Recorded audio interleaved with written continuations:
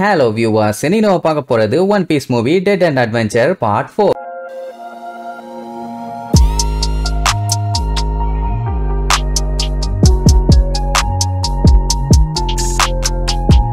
Open பண்ணா அந்த கஸ்பர் டே கப்பல்ல தான ஷுரையா இருக்கான். அவன் என்ன பண்ணுவான், அந்த ஷிப்ல வேலை பார்க்கறவங்கள போட்டு தள்ளுறதுக்காக ஒரு ஆக்ஸ் எடுத்து ஒரே போட வருவான். அந்த டைம் பேர் அங்க வந்து ஏதாச்சும் எக்கு தப்பா பண்ணணும்னு நினைச்ச உன்னைய இங்கேயே போட்டு தெளிவேன்னு மனுஷன் பாட்டில உடைச்சு ஷார்ப்பா கொண்டு வருவாரு. ஒரே போட்டுலான்னு. ஆல்ரெடி பாவம் அவருக்கே உடம்பு சரியில்லை. இதுல இவன் கூட எல்லாம் சண்டை போட முடியுமா? அது ஷுரையாவுக்கும் நல்லாவே தெரியும்னு வைங்க. பட் அவரு அதை பத்தி எல்லாம் கவலையே படல. இந்த அபார்ட்மெண்ட்ல இவரு தான் கடைசி ஆளு. அதனால அவங்க மேல கைய வைக்க விட மாட்டேன் பாரு. நீங்க மட்டும் சும்மா இல்லைன்னா உங்களையும் ஒரு நாள் கொல்லுவாங்கன்னா எனக்கு அதை பத்தி கவலை இல்ல. நான் ஒன்னும் அந்த பைரட்ஸுங்க மாதிரி கிடையாது. நல்ல விஷயத்துக்காக மட்டும்தான் வேலை பார்ப்பேன் அப்படின்னு சொல்லி மிரட்டிட்டு போய் வேலை பார்க்க போறேன்ட்டு அவர் பாட்டுக்கு போவாரு. பாவ மனுஷன் நிக்க முடியாம கீழே விழுவாரு. துறையா தான் புடிச்சு உட்கார வைப்பான். அப்புறம் நீங்க என்ன பண்ணிட்டு இருக்க, உனக்கு இந்த கப்பல்ல என்ன வேலை அப்படின்னு உடனே நான் இந்த கப்பலை அழிக்கலாம் வரல. ஏன்னா எனக்கும் இந்த கப்பல்ல ஏகப்பட்ட மெமரிஸ் இருக்குது. இந்த கப்பல்ல ஒரு பெரிய கலவரத்தை உண்டாக்கி அவனை கொல்லணும். அதுதான் என்னோட ஒரே எண்ணமா. வயசானவர் ஏன்டா அப்படி முட்டாள் மாதிரி பண்ணிட்டு இருக்க? ஆனா நீ நிஜமாவே அந்த கஸ்பர் டேவை கொல்லதான் வந்தீங்கன்னா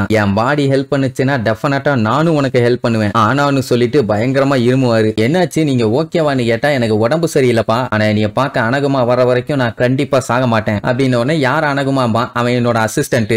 எனக்கு ஹெல்ப் பண்றதுக்காக அந்த பைரட்ஸுக்கு கீழே வேலை பார்த்துக்கிட்டு இருந்தான். ஆனா அந்த கஸ்பர் டே காவாலி பையருக்கானே அவன் தேவையில்லாத விஷயத்தெல்லாம் அவன்கிட்ட சொல்லி அவனை தசை திருப்பி விட்டுட்டான உடனே அவனுக்கு தெரிஞ்சு போச்சு, ஓ அந்த பொடி பயலான்னு. அதான் வழியில வரும்போது டேஷ் ஆகி மீட் பண்ணிருப்பாங்களே. அவனை தெரியுமான உடனே ஆமா வரும்போது மீட் பண்ண அவனோட அவுரா கொஞ்சம் வித்தியாசமா இருக்குதுங்கிற மாதிரி வேற சொல்லுவான். உடனே அவன் சட்டையை பிடிச்சி அவன் ஏதாச்சும் சொன்னானா சொல்லு எனக்கு தெரியும் கஸ்பர் டே மாதிரி மோசமானவங்க எல்லாத்தையும் நல்ல பைரட்ஸுங்க சில பேர் வெளியில இருக்காங்க, அவனால உயிரோட இருக்க முடியும் தானே, உனக்கு எதுவும் ஆகாது தானே அப்படின்னு பயங்கரமா பதறுவாரு. சட்டையை பிடிச்சதுக்காக ஷுரையா காண்டெல்லாம் ஆக மாட்டான். அவன் தெளிவா சொல்லிடுவான், நான் பார்த்த வரைக்கும் எல்லா பைரட்ஸுமே ஒரே மாதிரி தான் இருக்கானுங்க, நல்லவங்கன்னு இது வரைக்கும் நான் கேள்விப்பட்டதே இல்ல, ரொம்ப ரொம்ப கேவலமானவனுங்க அப்படி இப்படின்னு சொன்ன உடனே இங்க இவருக்கு தூக்கி வாரி போடும். அப்பதான் ஷுரையாவோட மூஞ்ச ஒரு தெளிவா பாப்பாரு. பார்த்துட்டு எப்பா தம்பி உன்னை எங்கேயோ பார்த்த மாதிரியே ஒரு ஃபீலிங் இருக்குதே, ஆமா இந்த கப்பல்ல உனக்கு ஏதோ மெமரிஸ் எல்லாம் இருக்குதுன்னு சொன்னியே, அது என்ன ஏதுன்னு கொஞ்சம் தெளிவா சொல்லு. எனக்கு தெரிஞ்சு நீ கஸ்பர் டேவை மட்டும் கொல்ல வரல, அது கூடவே வேற ஒன்னும் பண்ண வந்திருக்க, கரெக்ட் தானே? சொல்லு நீ யாருன்னு உலுப்பி கேட்பாரு. அவன் டே கிளவா விட்டா நீ ரொம்ப ஓவரா பேசிட்டு இருக்க, ஆக்சுவலா வந்தது கஸ்பர் டேவோட பவுண்டிக்காக தான் நான் இங்க வந்தேன், ஆனா எனக்கு அது மட்டும் பத்தாதும்பான். அப்புறம் தான் அவன் உண்மையான மேட்டரையே சொல்லுவான். என்னன்னா அவங்க அப்பா வந்து போட் செய்யறதுல மாசான ஆளு, சூப்பரா செய்வாருன்னு வைங்க. இவங்க பாட்டுக்கு நிம்மதியா ஒரு சிட்டில வாழ்ந்துட்டு இருந்திருப்பாங்க. ஒரு நாள் கஸ்பர் டே அவனோட ஷிப்பை ரிப்பேர் பண்ணணும்னு சொல்லிட்டாங்க. வந்தவன் ரிப்பேர் பண்ணிட்டு என்ன பண்ணும், காசு தரமாட்டேன்னு அடிச்சு போட்டு அவன் பாட்டுக்கு கிளம்பணும். இல்லன்னா அங்க அவனுக்கு தேவையானதெல்லாம் ஆட்டையை போட்டாச்சு போகணும். அதையும் பண்ணான். அதோட நிப்பாட்டி இருந்தா பரவாயில்லையே. ஷிப்பை ரிப்பேர் பண்ண அடுத்த செகண்டே அந்த ஊர்ல இருக்க அத்தனை பேர்த்தையுமே கொண்டு அந்த மொத்த ஊரையுமே எரிச்சு போட்டான். அதுல ஷுரையாவோட பேரண்ட்ஸ் சிஸ்டர்னு எல்லாருமே இறந்து போயிட்டாங்க. 8 வருஷத்துக்கு முன்னாடின்னு சொல்லும் போது நம்ம தாத்தாவோட மைண்ட்ல நெருப்பு எரிஞ்சுக்கிட்டு இருக்க ஒரு சிட்டி டக்குன்னு வந்துட்டு போகும். இப்ப என்னன்னா அதுக்கு பழிவாங்க தான் இவன் வந்திருக்கான். பட் திருப்பி அதே இடத்துல போய் இவனுக்கு வாழ்றதுல சுத்தமா இன்ட்ரெஸ்ட் இல்ல. அது பழைய ஞாபகங்கள் எல்லாத்தையுமே ட்ரிகர் பண்ணி விடும். அதனால அவன் கஷ்டம் தான் படுவான். உடனே அவரும் எனக்கு புரியுதுப்பா நீ எதுக்காக ரிவெஞ்ச் எடுக்க வந்திருக்கேன்னு ஆனான்னு எடுப்பாரு. அடுப்பாயி உங்களுக்கெல்லாம் அது புரியாது, இனிமேட் எதுவும் பண்ண முடியாது, நான் ஒரு டேஞ்சரான விஷயத்துக்குள்ள ஆல்ரெடி இறங்கிட்டேன், இனிமேட் எல்லாம் பேக் அடிக்கிறது ரொம்பவே கஷ்டம், நிறைய பேர் இறந்து போனாங்க, அவங்க எல்லாத்துக்கும் சேர்த்து நான் ஒண்டியாலா நின்னு சண்டை போட போறேன் அப்படின்னு உடனே அவரு புடிச்சு திட்டுவாரு. அட அறிவு கட்டவனே, உன் வாழ்க்கை இப்போ உன் கையில தான் இருக்குது, நீ ஏன் அதை விட்டுட்டு தேவையில்லாம சண்டை போட்டு உயிரை ஒண்ணுன்னு நினைச்சுக்கிட்டு இருக்க? உன்னால எவ்வளவு நாள் முடியுதோ அவ்வளவு நாள் சந்தோஷமா வாழ வேண்டியதானே. ஒண்ணு அதெல்லாம் முடியாது பெருசு,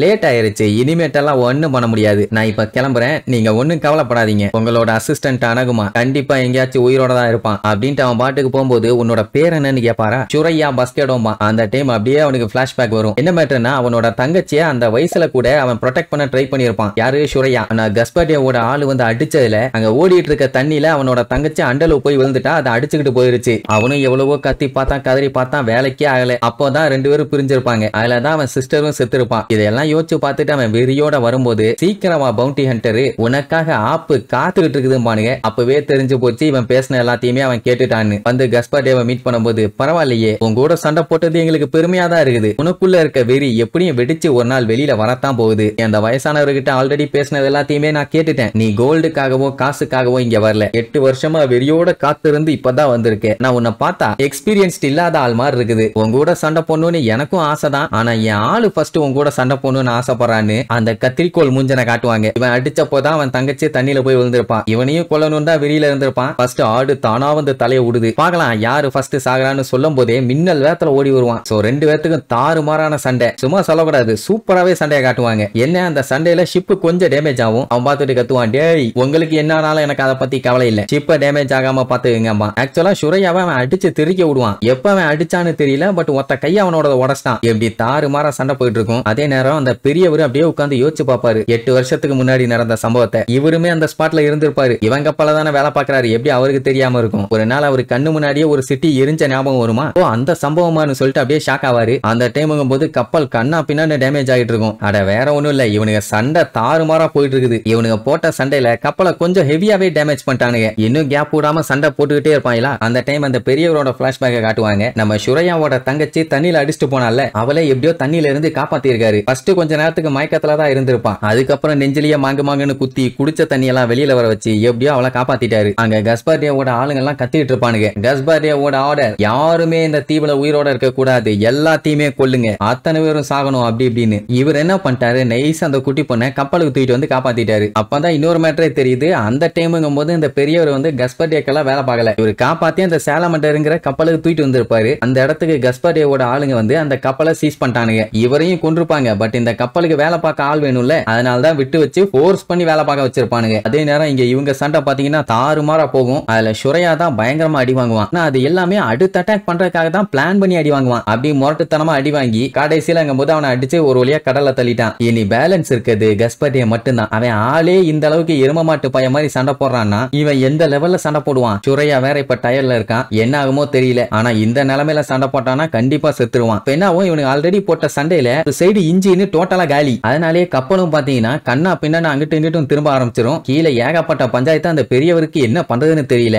அந்த ஷவலை யூஸ் பண்ணி நடு மண்டிலே நச்சுன்னு ஒரு வெட்ட போடுவான். இந்த வெட்டுக்கெல்லாம் இந்நேரத்துக்கு தலை துண்டா போய் செத்து இருக்கணும். ஆனா அவன் பாத்தீங்கன்னா கேஷுவலா நின்னுட்டு இருப்பான். மேட்டர் என்னன்னா அவன் ஒரு டெவில் ஃப்ரூட் யூசர். அமே நொமிங்கிற ஒரு ஃப்ரூட் கேண்டி சிறப்பும்பாங்க.